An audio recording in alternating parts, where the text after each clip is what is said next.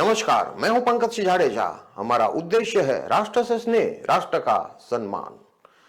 अब देखते हैं आज की टॉप हेडलाइन।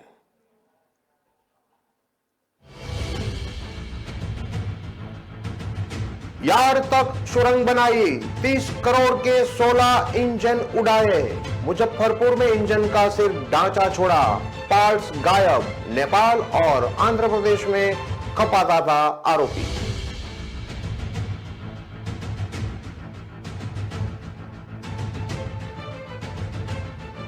चूरू में बीएसएफ जवान की संदिग्ध हालत में मौत। खेत से भतीजे को फोन कर बोला मेरा दम घुट रहा है, गले पर मिले ईजा के निशान।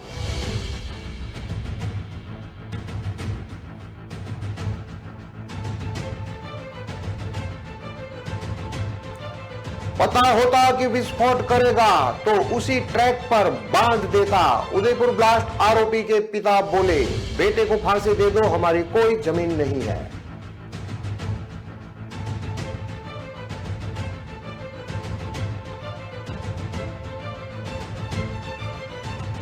जयपुर में युवक ने किया सुसाइड, कमरे में फंदे से लटका मिला, पत्नी के चले जाने से तनाव में था।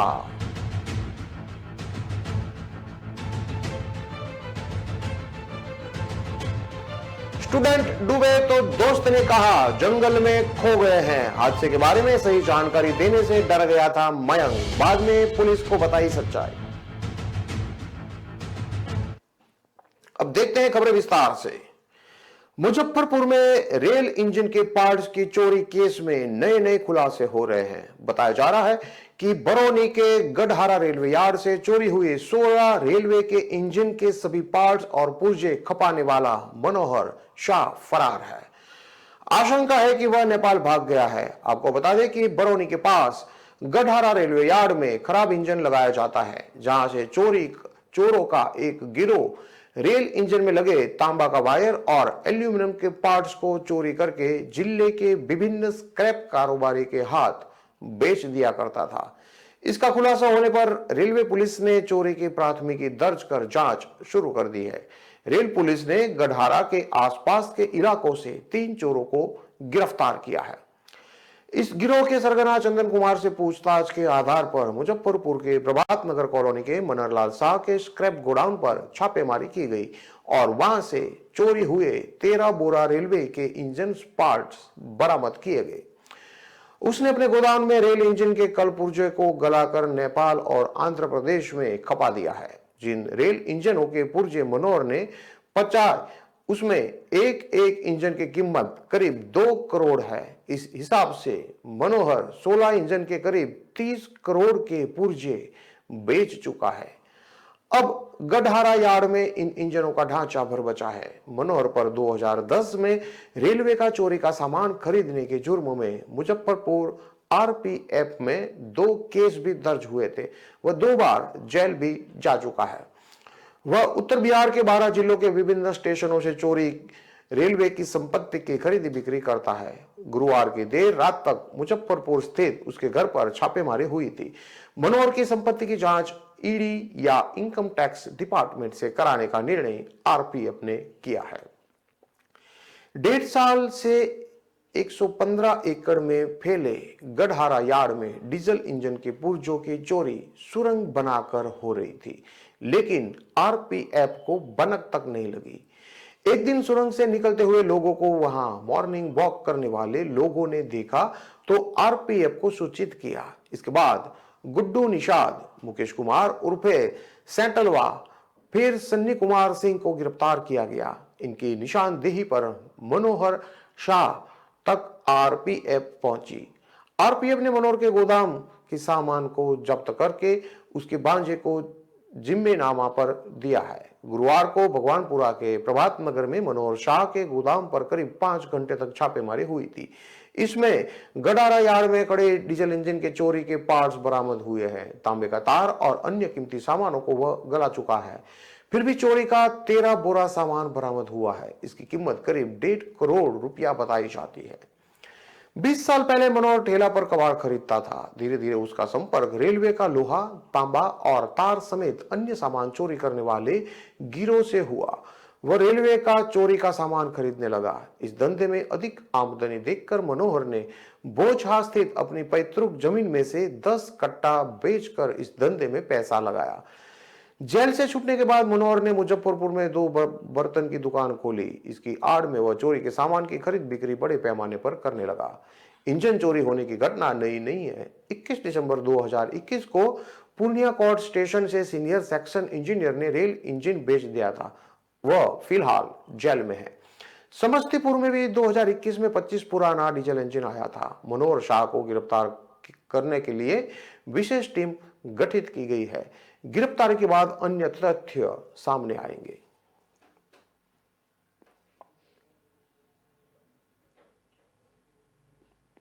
छुट्टी पर घर आए बीएसएफ के जवान की संदिग्ध हालत में मौत हो गई। बीएसएफ जवान का शव उसके खेत में खेजड़ी के पेड़ के नीचे मिला और उसके गले पर निशान थे। बीएसएफ जवान ने खेत में से भतीजे को फोन किया था और बताया कि मेरा दम घुट रहा है। इस पर परिजनों ने खेत में जाकर उसको संभाला तो वह बेहोशी की हालत में मिला। मामला चूरू जिले के रतननगर थाना क्षेत्र के कुणसीसर गांव का है। मृतक के बड़े भाई सांवरमल सैनी ने बताया कि उसका छोटा भाई विनोद कुमार सैनी, जो कि 35 साल का था, सीमा सुरक्षा बल यानी कि बीएसएफ में नौकरी करता था और त्रिपुरा में उसकी ड्यूटी लगी थी। करीब 1 महीने पहले वह छुट्टी लेकर घर आया था। शनिवार सुबह वह फसल को संभालने के लिए खेत में गया था। कुछ देर बाद उसने अपने भतीजे मुकेश को फोन किया। उसने बताया कि उसका दम घुट रहा है। इतनी बात कहकर उसने फोन काट दिया। इसके बाद परिजनों ने खेत में जाकर उसको संभाला तो वह खेजड़ी के पेड़ के नीचे बेहोश हालत में मिला और गले पर निशान थे। इस पर परिजन उसको लेकर डीबी अस्पताल पहुंचे, जहां इमरजेंसी वार्ड में डॉक्टरों ने उसको मृत घोषित कर दिया। घटना की सूचना मिलने पर अस्पताल चौकी से कांस्टेबल दयाराम शर्मा वार्ड में पहुंचे और परिजनों से घटना की जानकारी ली।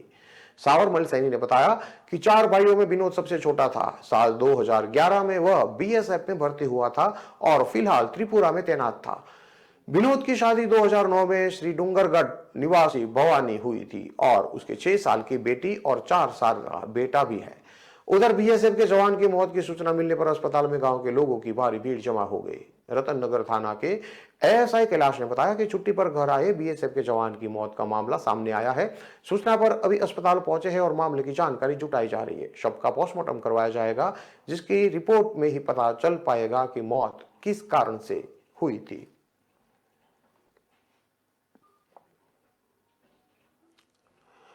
पुलिस का बहुत बड़ा खुलासा हुआ है। सरकार ने रेलवे लाइन के लिए जमीन एक्वायर की तो दुलचंद ने ब्रिज उड़ाने की कोशिश की, ये बात सामने आई है। दुलचंद के पिता बोले, मेरा नाम तो कोई जमीन ही नहीं है, वो तो बड़े भाई के नाम थी, उसे हर्जाना भी मिला है, फिर भी बेटा पता नहीं क्यों फाइल लेकर घूमता रहता था। इतना धमाका कर दिया। उदयपुर रेलवे ब्रिज पर धमाके के मास्टरमाइंड के पिता का यह बयान अब पुलिस के खुलासे पर सवाल खड़े कर रहे हैं, क्योंकि पुलिस ने अपने खुलासे में बताया कि दुलचंद ने जमीन अधिग्रहण का मुआवजा नहीं मिलने से नाराज होकर धमाका करना बताया। वहीं पिता कह रहे हैं कि जमीन तो उनके पिता के बड़े भाई की थी और उन्हें अधिग्रहण का मुआवजा भी मिल चुका है। दुलचंद के पिता सौजी ने कहा कि वह पिछले कई सालों से जमीनों के कागज की नकल लेकर घूम रहा था। हमने कई बार उससे जमीन के दस्तावेज के बारे में पूछा, मगर वह हर बार टालता रहा। पुलिस भी 3 दिन पहले उसके घर के कमरे से एक पेटी में लेकर सामान गई थी। जब मेरे पिता के नाम पर कोई संपत्ति के दस्तावेज ही नहीं है तो हमें मुआवजा किस आधार पर मिलेगा? इतना कहते ही सौजी फुट फुट कर रोने लगते हैं। बड़ी मुश्किल से उनसे आगे की बात मीडिया कर सका। अब सवाल उठता है, क्या दुलचंद ने किसी के बहकावे में आकर ये ब्लास्ट किया था? ये वही गांव है जहां रेलवे ब्रिज ब्लास्ट के तीनों अपराधी रहते हैं। पूरे गांव में 30 के करीब घर हो गए। सभी कच्चे पक्के घर पहाड़ियों पर दूर दूर बने हैं, एक दूसरे से करीब आधा किलोमीटर। 12 नवंबर को इसी गांव के दुलचंद ने अपने 2 भतीजे के साथ पटरी पर विस्फोट करके पूरे राजस्थान को हिलाकर रख दिया था। सौजी ने बताया कि बेटे की करतूत पर बड़ा अफसोस है। बेटे को फांसी पर चढ़ा देना चाहिए। अगर ट्रेन का हादसा हो जाता तो सैकड़ों लोग मौत के घाट उतर जाते। यदि ऐसा होता तो खुद को कभी माफ नहीं कर पाता। 12 नवंबर देर शाम को ब्लास्ट की आवाज हम लोगों ने भी सुनी थी। घटना के बाद रात को दुलचंद घर आया तो नॉर्मल था। 2 दिन घर में रहने के बाद भी हमें भनक तक नहीं लग पाई। जब पुलिस घर पर पहुंची तो मैंने पूछा कि क्यों बेटे को ले जा रहे हो। पुलिस ने बाद में छोड़ने को कहा था। 2 दिन बाद पता चला कि बेटा तो ब्लास्ट कर चुका है। हम बेटे की पैरवी करने के लिए कोर्ट की शरण में नहीं जाएंगे। सरकार उसे कड़ी से कड़ी सजा दे। अब वह, उसकी पत्नी और 3 बच्चों के भविष्य की चिंता है। अगर मुझे मालूम होता कि बेटा इतनी बड़ी घटना को अंजाम देने जा रहा है तो मैं खुद उसे उसी ट्रैक पर बांध देता। बेटे की करतूत पर अब सवजी फूट फूट कर रो रहा है। थोड़े संभलने के बाद वह आगे बताते हैं कि दुलचन करीब 3 साल पहले मानसिक रूप से बीमार हो गया था। 1 साल तक देवी देवताओं की चौखट पर ले जाकर उसका इलाज करवाया। पिछले 2 सालों से बिल्कुल ठीक था। उसकी जिद के कारण हम सभी बात करने में बचते थे। वह खुद अपनी पत्नी से भी कम बात करता था। बीमारी में वह कई हरकतें कर चुका है। राह चलते लोगों पर पत्थर फेंकना। मैं कभी रेलवे के अधिकारियों से नहीं मिला। परिवार की जमीन हिंदुस्तान जिंक में अधिग्रहित हुई थी। जब हमारा परिवार मुआवजे के लिए 1970 में अधिकारियों से मिला तब पता चला कि आधी जमीन तो रेलवे में एक्वायर हुई है। इसके बाद से परिवार में कई बार चर्चा हुई तो धुलचंद बार बार रेलवे को कोसता था। जमीन अधिग्रहण में मेरे पिता के नाम पर कुछ नहीं था। मेरे पिता के बड़े भाई रूपा मीणा को मुआवजा मिला था। इस बात से भी धुलचंद खासा नाराज रहता था। सौजी ने आगे और बताया कि वह बचपन से धुलचंद अपने काम से काम रखता था। उसको किसी ने जमीन के नाम इतना उकसा दिया होगा। कुछ महीनों से वह अमरापुर पलोदाहा में एक कपड़े की दुकान पर नौकरी कर रहा था। जब से काम करने लगा उसने मोबाइल भी खरीदा था। उसकी किसी से दोस्ती भी नहीं थी, नहीं किसी तरह का खाने पीने या नशे का शौक था। हमने कई बार उससे जमीन के दस्तावेज के बारे में पूछा मगर हर बार वो टालता रहा। असल में दादा की संपत्ति मेरे पिता के अन्य भाइयों के नाम पर थी। उनको मुआवजा उस वक्त में मिला। तय शर्तों के अनुसार उन्हें हिंदुस्तान जिंक में प्रति परिवार से एक व्यक्ति की नौकरी भी दे दी गई। हमारे परिवार में 2 बेटे और भी है। वे इन चीजों से बचते हैं। दुलचंद पूर्वजों की उसी जमीन के बारे में मन में मुआवजे की चाह रखता होगा क्या?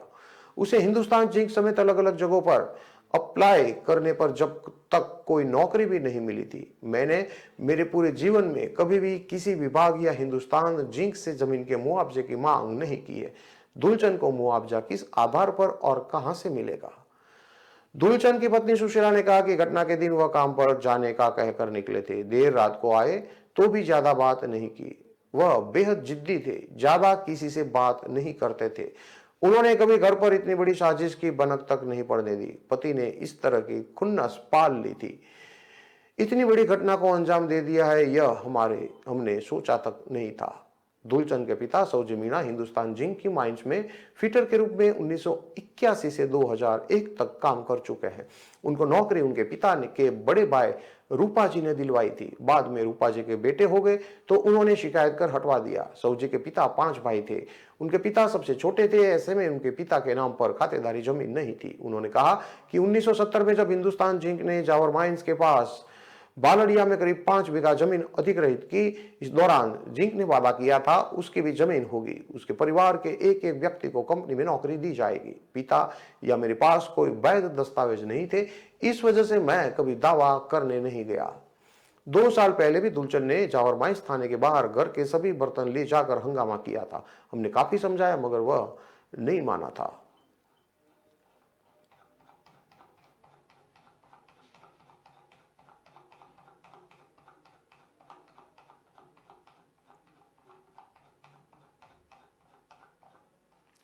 जयपुर में शुक्रवार सुबह एक युवक ने सुसाइड कर लिया। कमरे में उसका शव फंदे से लटका मिला। करधनी थाना पुलिस ने एफएसएल टीम की मदद से सबूत जुटाए। पुलिस ने पोस्टमार्टम के लिए शव को हॉस्पिटल की मॉर्चरी में भेज दिया है। पुलिस ने मृतक के पास किसी प्रकार का सुसाइड नोट मिलने की बात से इनकार किया है। एसएचओ हरिलाल सैनी ने बताया कि मृतक जितेंद्र सिंह जो कि 40 साल का है और निवारू रोड करधनी का रहने वाला था। वह परिवार के साथ यहाँ रहता है।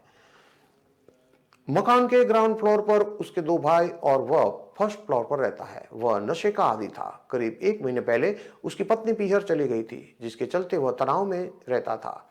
शुक्रवार सुबह उसने अपने कमरे में बेड शीट का फंदा लगाकर सुसाइड कर लिया। सुबह करीब 7 बजे उसका भाई नरेंद्र उसे चाय के लिए बुलाने पहुंचा। कमरे में जाकर देखने पर जितेंद्र फंदे से लटका मिला। सुसाइड का पता चलने पर स्थानीय लोग इकट्ठा हो गए। करधनी थाना पुलिस सूचना पर मौके पर पहुंची। पुलिस ने एफएसएल टीम की मदद से मौके से सबूत जुटाए।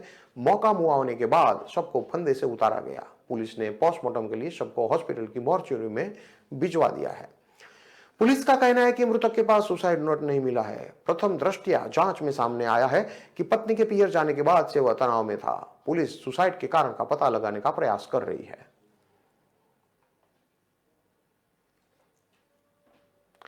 कोटा के गेपरनाथ में कुंड में डूबने से 2 स्टूडेंट की मौत के बाद उनके साथ गया दोस्त काफी घबरा गया था, इतना कि वह पहले सही जानकारी तक लोगों को नहीं दे पाया। समय रहते शायद इस घटना की जानकारी अगर लोगों को लग जाती तो 1% भी चांस होता कि दोनों स्टूडेंट में से किसी को बचाया जा सकता था। इस मामले में आगे जानकारी दे उससे पहले ये 3 बातें पड़ी जो इस घटना से जुड़े लोगों ने कही है, ये बातें आप जानें। मयंक ने कहा कि दोनों डूबने लगे थे, मैंने बचाने की कोशिश की लेकिन सफल नहीं हो पाया तो हॉस्टल भागकर आया और घटना की जानकारी दोस्तों और वार्डन को दी। नैतिक के पिता ने कहा कि मयंक को फोन किया तो उसने कहा कि नैतिक कहीं गुम हो गया है, उसे ढूंढ रहे हैं। एसपी केसर सिंह ने कहा कि मयंक घबरा गया था, उसने आकर जानकारी अपने दोस्तों को दी लेकिन पूरी नहीं दी।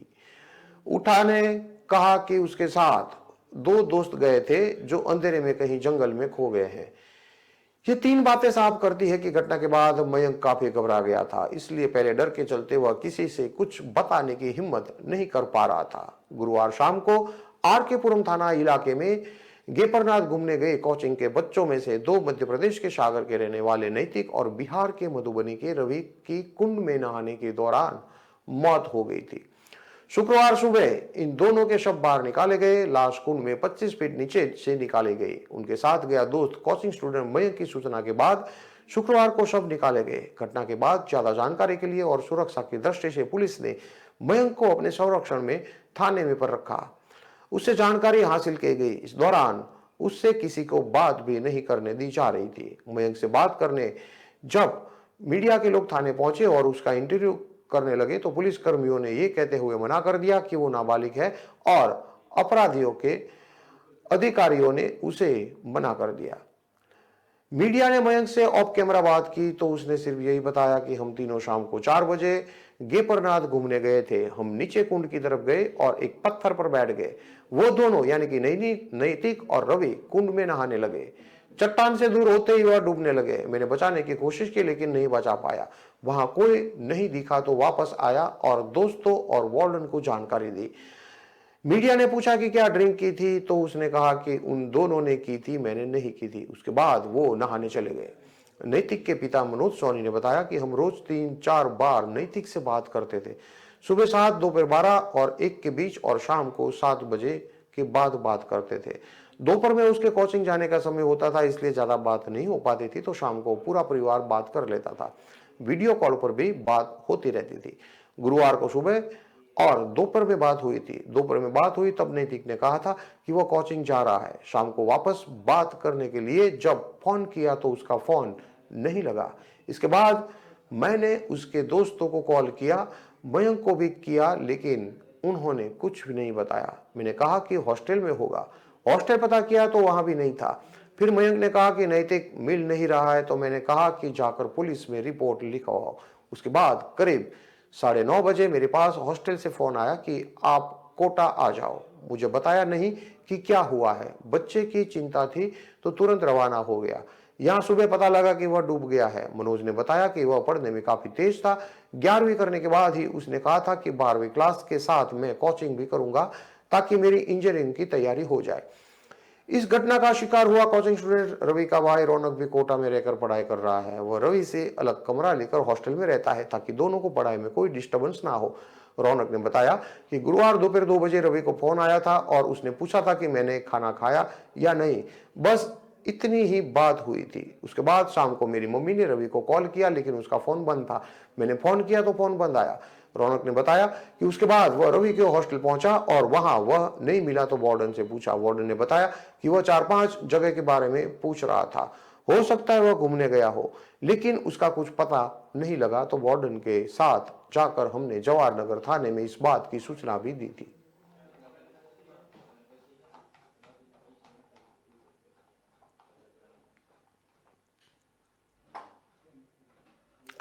खबरों में लेते हैं अब एक छोटा सा विराम।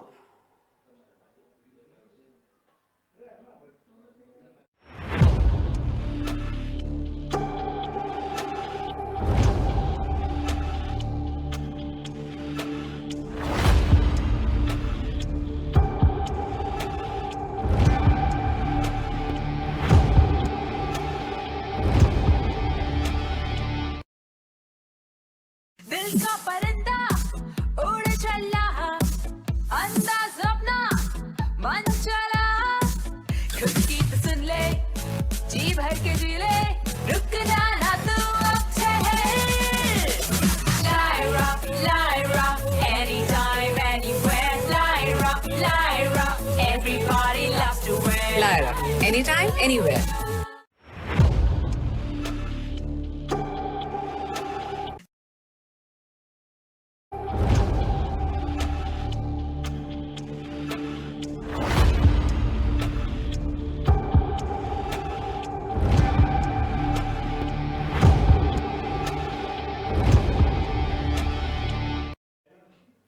विराम के बाद एक बार फिर से आपका स्वागत है। अब देखते हैं आगे की और खबरें। उदयपुर में युवक युवती की हत्या का सनसनीखेज मामला सामने आया है। दोनों की बॉडी न्यूड मिली। युवक का प्राइवेट पार्ट कटा हुआ और युवती के चोट के निशान मिले। शवों को जलाने का भी प्रयास किया गया था। मामला गोगुंदा थाना इलाके का शुक्रवार का है। पुलिस ने बताया कि युवक की पहचान राहुल मीणा, चतर सिंह मीणा निवासी पलोदरा बांसवाड़ा और युवती मदार गांव निवासी सोनू भूर सिंह के रूप में हुई है। युवक अदवाश उदयपुर के सरकारी स्कूल में टीचर था। उसकी शादी 2017 में हुई थी। उसकी 2 बेटियां हैं। पिता चतर सिंह पुलिस में हेड कांस्टेबल है, जो पुलिस लाइन में कार्यरत है। युवक 15 नवंबर से लापता था। घर वाले लड़के की तलाश कर रहे थे। चतर सिंह ने स्थानीय पुलिस चौकी पर भी इसकी सूचना दी थी। पुलिस ने बताया कि शव करीब 2 दिन पुराने लग रहे हैं। शवों को झुलसे होने से लगता है किसी केमिकल से जलाने की कोशिश की गई है। दोपहर 12 बजे यहां उबेश्वर जी रोड से करीब 300 मीटर अंदर जंगल में शव पड़े देखकर लोगों ने सूचना दी थी। शवों के पास ही कपड़े और जूते मिले हैं। लड़के के कपड़ों के नीचे मोबाइल भी दबा मिला। इसमें कॉल डिटेल के आधार पर जांच की जा रही है। मृतिका सोनू के पिता भूर सिंह ने बताया कि बेटी की शादी बरवाड़ा के पास बोजावतों की भागल में हुई थी। पति से नहीं बनी तो उसने घर छोड़ दिया। उसने पति के खिलाफ भरण पोषण के लिए अधिकार का मामला भी दर्ज करवाया है। वर्तमान में वो बड़गांव में रह रही थी, जहां सिलाई का काम करती थी। उबेश्वर जी पिकनिक स्पॉट अक्सर घूमने आते हैं लोग। उदयपुर से उबेश्वर जी करीब 20 किलोमीटर दूर ऊंची घाटी पर है, जहां जाने के लिए चढ़ाई चढ़नी पड़ती है। इस घाटी से पूरे शहर का नजारा देखने को मिलता है। यहाँ उबेश्वर जी मंदिर है, आसपास जंगल है। पिकनिक स्पॉट होने से युवाओं में घूमने का क्रेज ज्यादा है। युवक युवती के शव भी इसी रोड से करीब 300 मीटर अंदर जंगल में मिले। मौका पर एफएसएल और डॉग स्क्वाड की टीम भी मौके पर पहुंची और जांच में जुट गई थी। मामले की गंभीरता को देखते हुए एएसपी कुंदन कंवरिया, गिरवा डिप्टी भूपेंद्र सिंह, जालोर डिप्टी जितेंद्र सिंह राठौड़, नाई थाना अधिकारी श्याम सिंह रत्नू मौके पर पहुंचे। उदयपुर एसपी विकास शर्मा ने बताया कि शुरुआती जांच में मामला प्रेम प्रसंग का लग रहा है। शवों को देखकर घटना 1 या 2 दिन पुरानी लगती है। जिस तरह से यह घटना हुई वो रंजिश की तरफ इशारा कर रही है। शवों पर कोई जगह चोट के निशान नहीं। मामले की जांच चल रही है।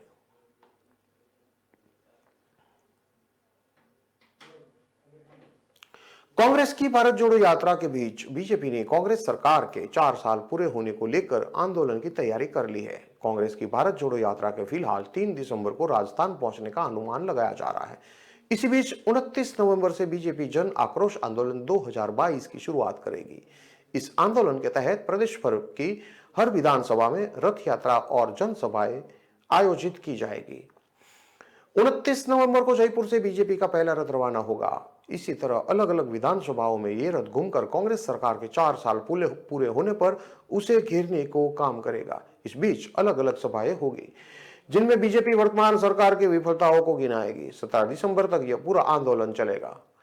माना जा रहा है कि 17 दिसंबर को बड़ी सभा के साथ इसे खत्म किया जाएगा। इन जन आंदोलन के लिए बीजेपी ने नेताओं को जिम्मेवारी दे दी है। इसके तहत प्रदेश भर में शहर और देहात मिलकर 44 जगहों के जिला प्रभारी लगाएंगे। इनमें से कई सीनियर नेताओं को भी जिम्मेवारी सौंपी गई है। इनमें अरुण चतुर्वेदी को नागौर शहर और देहात, वासुदेव देवानी को जोधपुर शहर, राज्यवर्धन सिंह राठौड़ को सीकर, घनश्याम सिंह तिवारी को दौसा और किरोड़ी लाल मीणा को करौली, कालीचरण सराफ को टोंक की जिम्मेवारी सौंप दी गई है। शहर देहात मिलाकर 44 जिलों के अतिरिक्त सीनियर नेताओं को प्रदेश भर की 5 से 10 विधानसभाओं में जाकर वहां आंदोलन के प्रचार प्रसार की जिम्मेवारी सौंपी गई है। इनमें प्रदेश का अध्यक्ष सतीश पुनिया नेता प्रतिपक्ष, गुलाब चंद कटारिया पूर्व सीएम, वसुंधरा राजे सिंधिया उपनेता प्रतिपक्ष, राजेंद्र राठौड़, केंद्रीय मंत्री गजेंद्र सिंह शेखावत, केंद्रीय राज्य मंत्री अर्जुन मेघवाल और कैलाश चौधरी शामिल है। ये प्रदेश भर के अलग अलग हिस्सों में कई विधानसभाओं पर इसकी जिम्मेवारी संभालेंगे। कांग्रेस के 4 साल पूरा होने पर बीजेपी सभी 200 विधानसभाओं में कांग्रेस को घेरेगी। बीजेपी के वरिष्ठ नेताओं का कहना है कि कांग्रेस की सरकार में बड़े अपराध और लगातार फेल हो रही भर्तियां सबसे बड़ा मुद्दा होगी। पेपर लीक होने से चले रद्द हो रही भर्तियां और कांग्रेस में सियासत संकट के चलते गवर्नेंस पर पड़े असर जैसे मुद्दों पर कांग्रेस सरकार को घेरा जाएगा। आपको बता दें कि 13 नवंबर को झुंझुनू में हुए बीजेपी वर्किंग कमेटी की बैठक में अगले चुनाव को लेकर वर्किंग प्लान का ब्लूप्रिंट तैयार किया गया था।